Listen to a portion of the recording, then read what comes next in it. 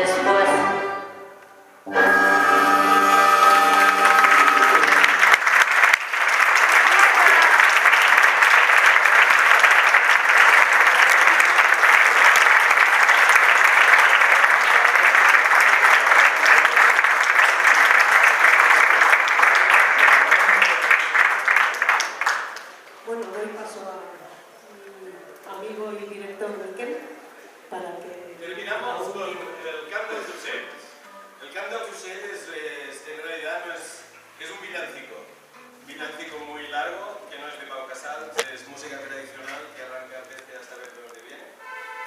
Y que tiene una letra larguísima que explica los diferentes tipos de pájaros que vienen a visitar al niño Jesús en el desierto. Hoy, recientemente en Cataluña, a raíz de los presos políticos que hay, etc., se ha convertido casi en un himno reivindicativo. De Clarins de más de 100 días, que se toca cada día a las 7:30 de la tarde. Varios de los que están aquí tienen récords bastante importantes de participación. Y se está haciendo, de hecho, en toda Cataluña, en muchos pueblos. En Cataluña una vez por semana.